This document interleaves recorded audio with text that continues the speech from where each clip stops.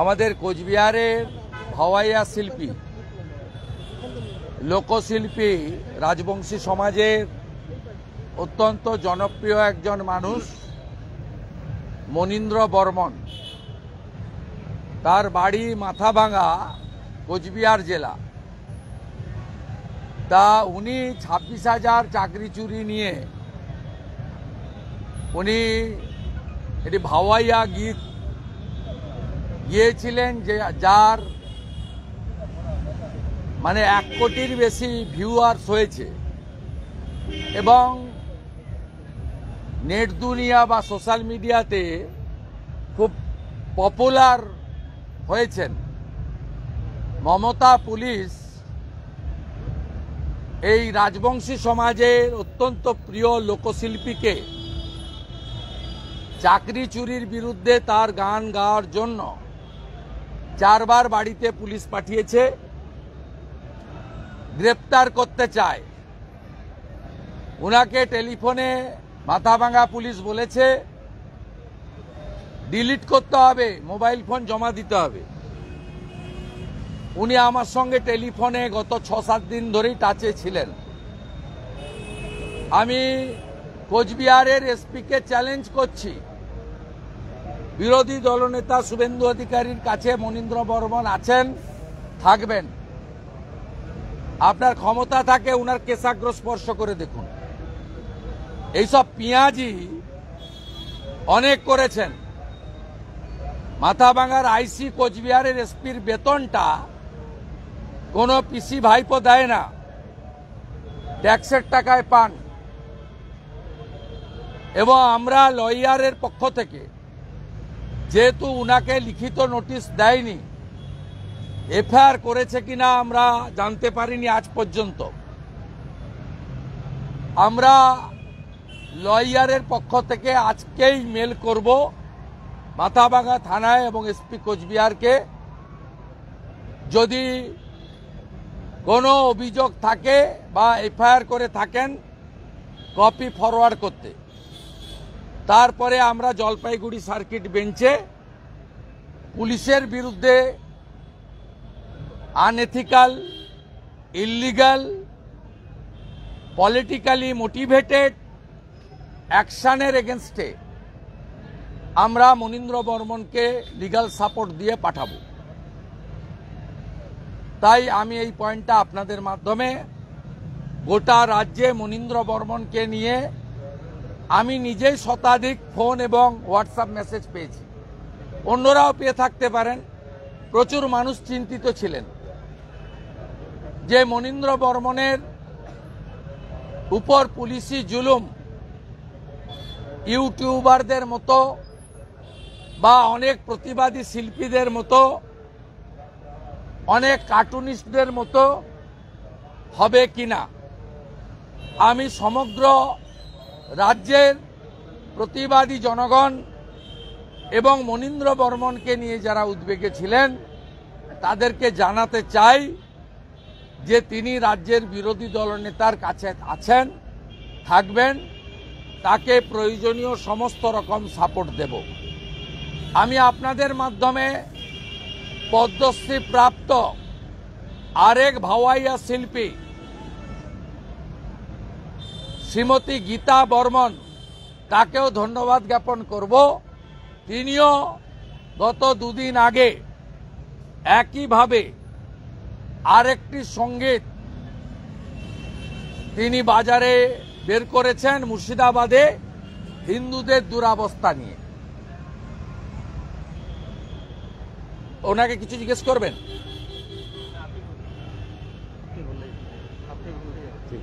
আপনি থাকুন, বলুন, আপনাদের প্রশ্ন আছে কিছু? গতকাল আমরা দেখলাম যে জগন্নাথ দেবের একটা মূর্তি ভেসে আসে, এটা কি তৃণমূল কংগ্রেসের সম্পূর্ণ গিমিক? আজকে কল্পনা জানা দীঘা তিনি পর্দা ফাঁস করেছেন এবং আইপ্যাক প্রথম পোস্ট করে। এটাই চিটিংবাজ আইপ্যাক আর প্রতীক জৈন আরেকটা চিটিংবাজ, তাদের কারবার। এবং এদের হিন্দুদের দেবদেবীকে নিয়ে মস্করা করা, এটা অন্য লোককে পারত না করতে। অন্য ধর্ম সম্প্রদায়ের সাহস নেই করার, তারা বুঝিয়ে দিত। আমরা এখানে হিন্দুরা এগুলো মেনে নিই বলে প্রভু শ্রী জগন্নাথ দেবকে নিয়ে এই ধরনের মস্করা সস্তা প্রচার তারা করলেন। আমি কল্পনা দিদিকে প্রণাম জানাই, তিনি আজকে সাংবাদিক সম্মেলন করে এই তৃণমূলের আইপ্যাক, ফ্যাম, বাংলার গর্ব মমতা, তৃণমূলের চোর, চিটিংবাজ, চামচা, বেলচা, বালিচোর, চাকরি চোর, কয়লা চোর, গরু চোর, এই চিটিংবাজগুলো যে গতকাল সন্ধ্যা থেকে আজকে সকাল অবধি তাদের ফেসবুকে, তাদের হোয়াটসঅ্যাপ গ্রুপে দিচ্ছিলেন, একটা ভালো চপ্পলের জুতো ওদের গালে লাগিয়ে দিয়েছেন কল্পনা জানা। আপনার কর্মসূচি 30 তারিখে যেটা আছে সেটা নিয়েও কিছু আইনি জটিলতা আছে এখনো পর্যন্ত। আইনি জটিলতা মানে আমি গত পরশুদিন ভবানীপুরের কর্মসূচিতে 83তম করেছি। ওখানে অক্ষয় তৃতীয়া পালন হবে। পুলিশ লম্বা লিস্ট করে বলেছে যে রানীমা দীঘায় আসবেন, তাই আমরা কোনো রকম পারমিশন দিতে পারবো না। যেখানে অক্ষয় তৃতীয়া এবং সনাতনী যজ্ঞ হোম অনুষ্ঠান হবে, যদিও সরাসরি আমি আয়োজক নই, তো আমি অংশগ্রহণ করব। সেখান থেকে 32 কিলোমিটার দূরে দীঘা। এই পুলিশকে যেভাবে অত্যন্ত নগ্নভাবে ব্যবহার করছেন রাজ্যের মুখ্যমন্ত্রী, তার আরেকটা দৃষ্টান্ত সনাতনী হিন্দু সমাজ অক্ষয় তৃতীয়া পালন করতে পারবে না, যেহেতু ওই দিন দীঘাতে শ্রী জগন্নাথ ধাম সাংস্কৃতিক কেন্দ্র, ওটা মন্দির নয়, আবারও বলি, উদ্বোধন হবে। মুর্শিদাবাদে রাষ্ট্রপতি শাসন ঘটনার পরিপ্রেক্ষিতে রাষ্ট্রপতি শাসন যে সুপ্রিম কোর্টে গেছিলেন এবং পিটিশনে প্রবলেম ছিল বলে সেটা আবার উঠবে। আমি সুপ্রিম কোর্ট নিয়ে বলবো না। সুপ্রিম কোর্টে অ্যাপ্লিকেশন ডিফেক্টিভ থাকলে অ্যাকসেপ্ট হয় না। আমি নিজে জানি না, আমি যেটুকু মিডিয়াতে দেখেছি যে অ্যাপ্লিকেশন ডিফেক্টিভ ছিল, তাই এন্টারটেন করেনি। ত্রুটি মুক্ত অ্যাপ্লিকেশন করার পরামর্শ দিয়েছেন, যদি অ্যাপ্লিকেন্ট মনে করেন তিনি জনস্বার্থের মামলা করবেন। আমরা যে মামলা আমি এখানে করেছি, এই মামলার পরিণতি দেখার পরে আমি বা বাংলার মানুষ যদি, বাংলার হিন্দুরা যদি স্যাটিসফাইড না হয়, তা আমরাও সুপ্রিম কোর্টে যাওয়ার রাস্তা আমাদের খোলা আছে।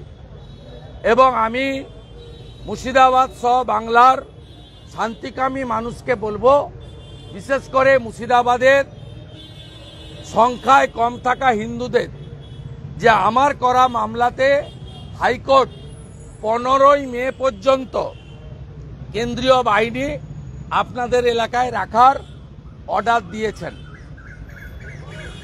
এটা একটা আপনাদের কাছে শান্তির এবং স্বস্তির। 15ই মে পর্যন্ত বিএসএফ এবং সিআরপিএফ আপনাদের এলাকায় থাকবে। রাজ্যের কোথাও যদি এই ধরনের পরিস্থিতি হয়, তাহলে সরাসরি কেন্দ্রীয় সরকার সেখানে প্যারামিলিটারি ফোর্স ডিপ্লয়েড করতে পারবে। আসানসোলে দেখা যাচ্ছে যে আসানসোলের একটি ওয়ার্ডে কীর্তনের অনুষ্ঠানে অগ্নিমিত্রা পাল গিয়েছিলেন, সেই ওয়ার্ডে জল বন্ধ করে দেওয়া হয়েছে। তৃণমূল কাউন্সিলর সেই কাজ করেছেন বলে অভিযোগ। যারা ধুলিয়ানে পানীয় জলে বিষ মেশায়, তারা তো জল বন্ধ করতে পারেই, তারা জল বন্ধ করতে পারে। এদের এই দম্ভ অহংকার, এটা সম্ভব হয়েছে বাংলায় প্রতিবাদীরা, বিশেষ করে সনাতনী সমাজ একজোট হতে পারছেন না বলে, আর নির্বাচন কমিশন গণতান্ত্রিকভাবে ভোট করাতে পারছেন না বলে। মহিলা কমিশন জল পরিষেবা বন্ধ করে দেওয়া হচ্ছে জোর করে। ব্যবস্থা আমরা নেব। আমরা যা করার করব, প্রত্যেকটা জায়গায় আমরা সজাগ এবং সচেতন আছি। মহিলা কমিশন এবং মানবাধিকার কমিশন যে রিপোর্ট দেবে মুর্শিদাবাদ ঘুরে এসে, আপনি কি মনে করেন যে তাতে কোনো রকম কাজ হবে? না না, এরা 21 সাল থেকে রিপোর্ট দেয়, কিছু হয় না। আমি ইন্টারেস্টেড নই সব রিপোর্ট, ফালতু রিপোর্ট। এরা সত্যি কথাই লিখবেন কিন্তু কিছু রেজাল্ট হয় না। আমি অনুরোধ করব যে আপনাদের লিমিটেশন আছে, আমি বুঝি, কিন্তু আপনারা সাংবিধানিক বডি, আপনারাও সরাসরি সুপ্রিম কোর্টে গিয়ে আপনাদের রিপোর্ট রাজ্যে কার্যকর হচ্ছে না 21 সাল থেকে অদ্যাবধি। মহিলা কমিশন, মানবাধিকার commission, SC commission, ST commission, minority commission, নারী এবং শিশু রক্ষা কমিশন, আপনারা তো এটা যেতেই পারেন, কিন্তু আপনারা যান না। বেঙ্গল পিপুল ওয়ান্ট রেজাল্ট। মানুষ ভাষণ শুনতে চাইছে না, বলছি যে চারজনকে মানুষ চাইছে, যেমন মুর্শিদাবাদের ক্ষেত্রে বলি, অনেকেই যাচ্ছেন, যাবেন, বাধা। আমি দেখুন, আমি ইন্টারনেট চালু হওয়ার পরে আপনি দেখুন কত কত মেল আমাকে করেছে ধুলিয়ান, শামসেরগঞ্জ। তারা আমাকে চায় যে আপনি আসুন। আমার পিলে হাইকোর্ট সেন্ট্রাল ফোর্স দিয়ে তাদের বাঁচিয়েছে। রাজ্য সরকার 12 তারিখ ভোরবেলায় সেন্ট্রাল ফোর্স তুলে নিতে বলেছিলেন বিএসএফকে।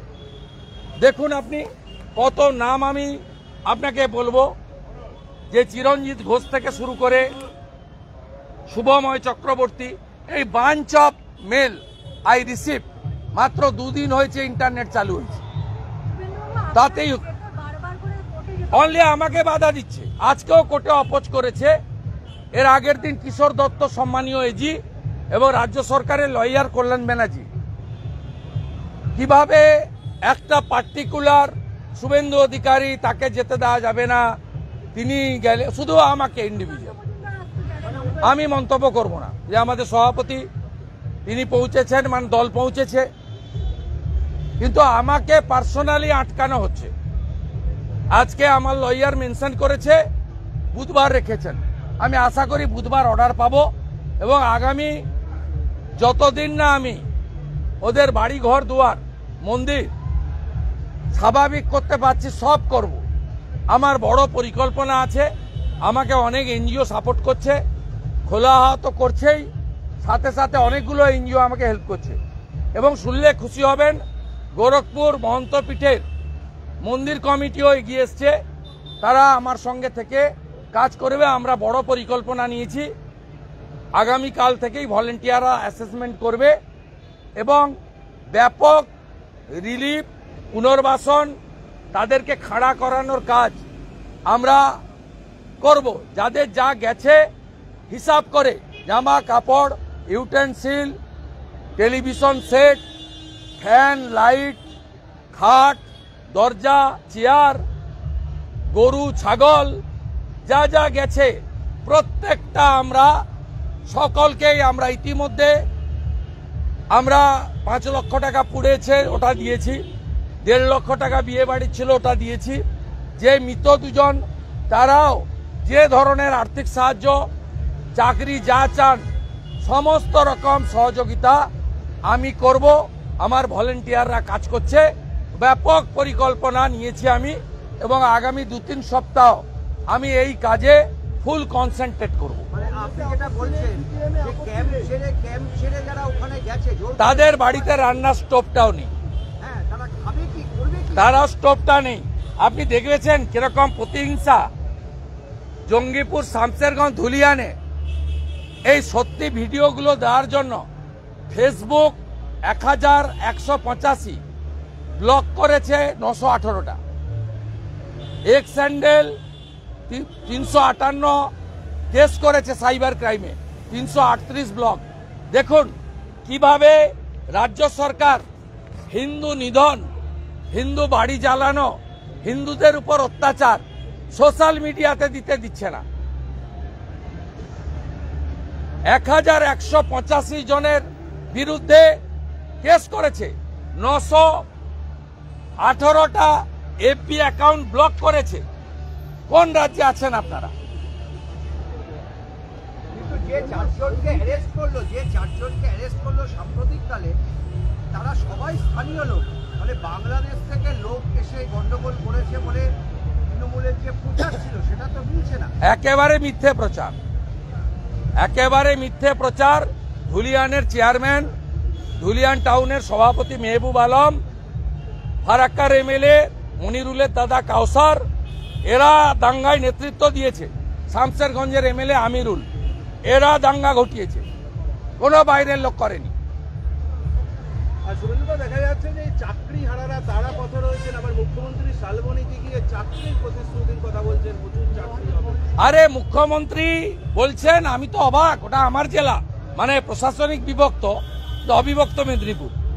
বলছে 2,15,000 লোককে এমএসএমইতে কাজ দিয়েছে পশ্চিম মেদিনীপুরে। এরা চিটিংবাজ, এরা মিথ্যাবাদী চিটিংবাজ মুখ্যমন্ত্রী। বলছে আসানসোলে সেল, অশোকনগরে তেল। বলছে অশোকনগরে ভা কিচ্ছু নেই, ল্যান্ড অ্যাকুইজিশন হয়নি ওএনজিসিতে, আর সেলের আধুনিকীকরণ কেন্দ্র সরকার করবে। বলছে আবার আজকে বলেছে, অনেকদিন চেপেছিল, তাজপুরে নাকি পোর্ট হচ্ছে। তা আপনি তো দীঘা যাবেন, 4 দিন থাকবেন, তাজপুরের পোর্টটা একবার দেখে আসবেন কেমন কাজ চলছে। মিথ্যাবাদী ফেরেবাজ। আপনি ভাবতে পারবেন এই সঞ্জয় জিন্দাল এ আরেকটা চিটিংবাজ। এই চিটিংবাজ বলছে ডক্টর অমিত মিত্র অর্থমন্ত্রী, ডক্টর অমিত মিত্র অর্থমন্ত্রী, শুনেছেন বক্তৃতা? চন্দ্রিমা ভট্টাচার্য তাহলে কে? বলছে মিলিয়ন্সের মধ্যে এটা একমাত্র এক্সেপশন, জেম এই রাজ্যের মুখ্যমন্ত্রী। এই সজ্জন জিন্দাল মনে হয় অবহেলার ঘটনা জানে না। এই সজ্জন জিন্দাল মনে হয় 26,000 চাকরি চুরির ঘটনা জানে না। এই সজ্জন জিন্দাল মনে হয় আমার বাড়ি তোমার বাড়ি মোথা বাড়ি জানে না। এই সজ্জন জিন্দাল মনে হয় হরগোবিন্দ দাস চন্দন দাসের বাড়িতে ঢুকে তলোয়ার দিয়ে জবাই করার ঘটনা জানে না। চাকরি হারারা আজকে পথে রয়েছেন। এসএসসি বারংবার দাবি করছে যে কিছুক্ষণের মধ্যেই তারা তালিকা সামনে নিয়ে আসবে, যোগ্য অযোগ্য। আমরা তো চাই যোগ্য তালিকা প্রকাশ করুক, তাহলে প্রমাণ হয়ে যাবে 8,000 অযোগ্যকে চোর মমতা চাকরি দিয়েছে টাকা নিয়ে। আমরা চাই, আমি চাই 8,000 অযোগ্য বাছাই হয়ে যাবে, প্রমাণ হবে তৃণমূল টাকার বিনিময়ে 8,000 অযোগ্যকে চাকরি দিয়েছে। রাজ্যপাল অসুস্থ, আপনি কি আমি টুইট করেছি, রাজ্যপালের ওএসডি তার সঙ্গে কথা বলেছি। আমি চাই আজকের দিনটা উনি বিশ্রাম নিন, আগামীকাল উনার ডাক্তার বা উনার অফিসের অনুমতি নিয়ে দেখা করতে যাওয়ার আমার ইচ্ছা আছে। তো আমি চাই আজকে যাতে কেউ উনাকে ডিস্টার্ব না করে। মুখ্যমন্ত্রী গেছিলেন ঠিক আছে সৌজন্যের খাতিরে, তো লাইন দিয়ে আজকে উনার কাছে না গিয়ে উনি আইসিইউতে রেস্টে আছেন। উনার পরীক্ষা নিরীক্ষাগুলো করতে দেন এবং কনক্লুশনে আসতে দেন।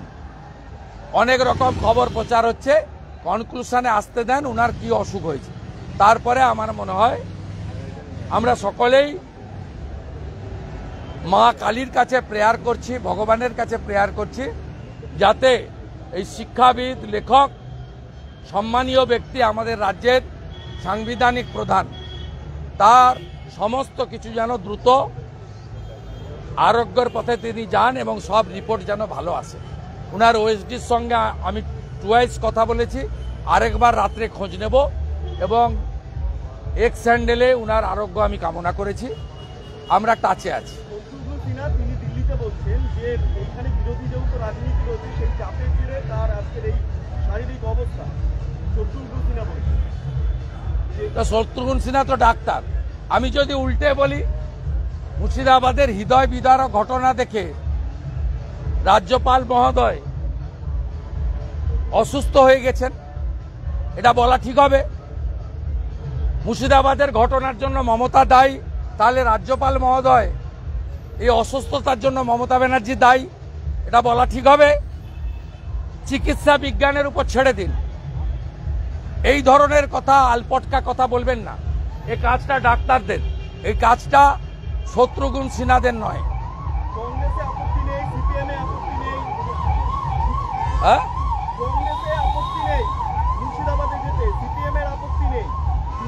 একটা অংশের আপত্তি নেই, আপনার ক্ষেত্রে শুধু আপত্তিটা দেখা যাচ্ছে, এটা 1:1 তো হচ্ছে পলিটিক্সটা। আমি কি করে বলবো? এজি কিশোর দত্ত স্ট্রং অবজেকশন করছেন, কল্যাণ ব্যানার্জি রাজ্য সরকারের lawyer in presence of everybody open ফোরামে হাইকোর্টে অবজেকশন করছেন যে শুভেন্দু অধিকারীকে যেতে দেওয়া যাবে না। আমি বিশ্বাস করি বুধবার আমি রায় পাবো, আমাকে অ্যালাউ করবেন। আমি বড় পরিকল্পনা আবার নিয়েছি, বললাম আমি 2-3 সপ্তাহ মাঝে মাঝে আমি যাব।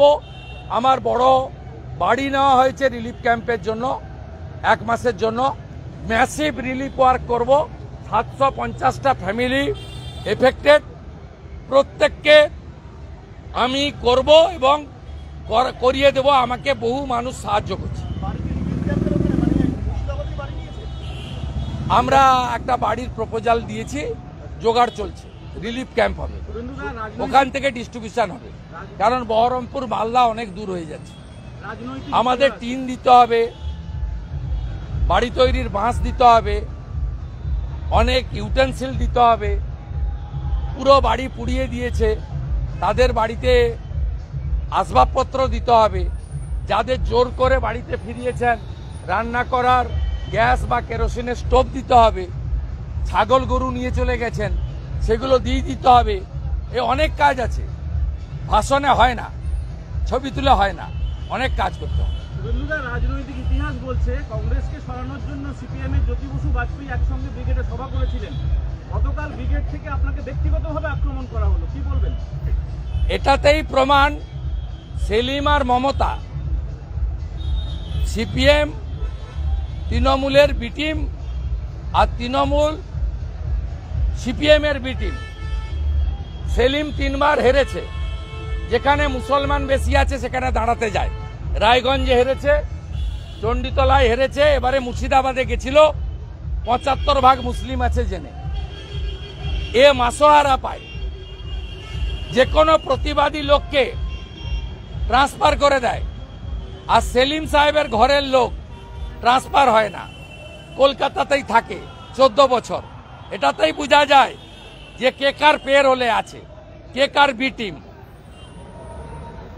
শুভেন্দুবাবু, ঘর ছাড়ারা বা ঘরে ফিরছেন তারা সকলেই বিএসএফ এর ক্যাম্পের উপরে আস্থা দেখাচ্ছে। মমতা বন্দ্যোপাধ্যায়, ওটা আমার হাতে নয়। মমতা বন্দ্যোপাধ্যায় আমি 15ই মে পর্যন্ত সেন্ট্রাল ফোর্স রাখার ব্যবস্থা করে দিয়েছি। আমার লিমিটেশন আছে, আমাকে যা করতে হয় কোর্টের মাধ্যমে করতে হয়। আমার পিলে আপিল ছিল, বলেছেন 15 তারিখে সিচুয়েশন অ্যাসেস করে কোর্ট উইল ডিসাইড। বাকি যে বিষয় রয়েছে এটা স্বরাষ্ট্র দপ্তরের বিষয়। সম্মানীয় স্বরাষ্ট্রমন্ত্রী, স্বরাষ্ট্র রাষ্ট্রমন্ত্রী, হোম সেক্রেটারি এমএইচে, বিএসএফ এর ডিজি বলতে পারবে। আমার আগ বাড়িয়ে এসব নিয়ে বলা উচিত না। গতকাল সিপিএম এর ব্রিগেডে যে লোক হয়েছিল অত্যন্ত করুণ ভাষা থেকে মনে হয়েছিল, কিছু বলবেন? কিছু মুসলমান গেছে আর কিছু সিপিএম এর যারা পার্টি মেম্বার তারা গেছে। এটা একটা হতাশাগ্রস্ত লোকেদের সভা। আমি ধন্যবাদ জানাবো লোকসভা ভোটে যে হিন্দুরা ভোট দিয়েছেন সিপিএমকে, সুজন চক্রবর্তীকে, সৃজনকে, সায়নকে। তাদের একটা বড় অংশ কালকে ব্রিগেডে যায়নি। তারা বুঝেছে সিপিএমই তৃণমূলের মদতদাতা। আমি ভোট নিয়ে একটা দাবি আজ থেকে করে রাখি আপনাদের কাছে। আমি আগেই বলেছি 50%-এর নিচে যেখানে হিন্দু আছে, রাষ্ট্রপতি শাসনে নির্বাচন ছাড়া হিন্দুদের ভোট দিতে দেবে না। সিতাইতে দেবে না, শীতলকুচিতে দেবে না, দিনহাটাতে দেবে না, ক্যানিং, গোসাবা, বাসন্তীতে দেবে না, মিনাকা, হাড়োয়া, বাদুড়িয়াতে দেবে না। মুর্শিদাবাদের একটা বড় অংশ তো আছেই। আমি আজকে আপনাদের মাধ্যমে বলছি, আমি পরে ইলেকশন কমিশনকেও লিখব যে হিন্দুদের জন্য, যেখানে হিন্দুরা সংখ্যালঘু, আপনাদের হিন্দুদের জন্য আলাদা বুথ তৈরি করতে হবে।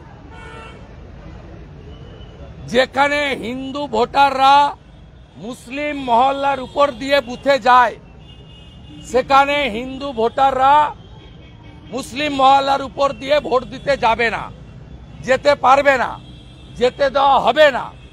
তাই হিন্দু পল্লীতে আলাদা বুথ করতে হবে। আপনারা যদি করোনার সময় বাড়িতে গিয়ে ভোট করতে পারেন, তাহলে হিন্দু এবং আদিবাসী পাড়াতে স্পেশাল বুথ তৈরি করে ভোটদান করার ব্যবস্থা করুন। মাননীয় মনোজ আগরওয়াল সিওকে বলবো, এখন থেকে এই ডেমোগ্রাফি ধরে বুথ ম্যাপিং করে আপনি ইলেকশন কমিশনে পাঠান। আমি অফিসিয়ালি আমার আবেদন কয়েকদিন পরে লিখিতভাবে ইসিআই এবং সিওকে দেব। এখানে একটা প্রশ্ন, যে হিন্দুরা যাতে ভোট দিতে পারেন বা তাদের যে অবস্থা, সেটা নিয়ে আপনি লাইসেন্স প্রাপ্ত আগ্নেয়াস্ত্রের কথা বলেছিলেন। আমি কাশ্মীর মডেল বলেছি। গ্রামরক্ষী বাহিনী গঠন করে পাকিস্তান বর্ডারে প্রশিক্ষণ দিয়ে যদি আর্মস দেওয়া যেতে পারে, বাংলাদেশ বর্ডার মুর্শিদাবাদে যেখানে 10%, 15%, 20% হিন্দু আছে, সেখানে কেন তাদেরকে গ্রামরক্ষী বাহিনী গঠন করে কাশ্মীরের মতো স্বীকৃতি দেওয়া হবে না? আমি এই আবেদন এবং এই দাবি তুলেছি। সুকান্ত মজুমদার একই কথা বলছেন, বলছে AK-47 দরকার। সুকান্তবাবু, AK-47 সেটা ভারত সরকারের গাইডলাইন রয়েছে, সে গাইডলাইন অনুযায়ী হবে। সেটা নিয়ে আমি কোনো মন্তব্য করব না। সুকান্তবাবু যেহেতু আজকে ওখানে ভিজিট করার সুযোগ পেয়েছেন, তিনি মানুষের আর্তনাদ দেখে তিনি তার ভাবের বহিঃপ্রকাশ ঘটেছেন। ঘুষযুক্ত মানুষ সুকান্তবাবু, তাই তিনি মানুষের আর্তনাদ, চোখের জল দেখে পরিণতির কথা ভেবে কাশ্মীরি পণ্ডিতদের মতো তিনি বলেছেন। তো আমি বলবো আমার কথা, গ্রামরক্ষী বাহিনী পাকিস্তান বর্ডারের গ্রামে যেমন আছে, সেইভাবে প্রশিক্ষণ দিয়ে সরকারি আর্মস তাদের দেওয়া উচিত। আত্মরক্ষার অধিকার প্রত্যেকের আছে। যদি এটা কেন্দ্রীয় সরকার না করেন, রাজ্য সরকার না মানেন, আমি আবেদন করব আপনারা ডিএম এর কাছে আগ্নেয়াস্ত্র লাইসেন্সের প্রেয়ার করুন। বাকিটা আমি আপনাদেরকে আইনি এবং যদি লাইসেন্স পান অস্ত্র কেনার ক্ষেত্রে আর্থিক সাহায্য জোগাড় করুন।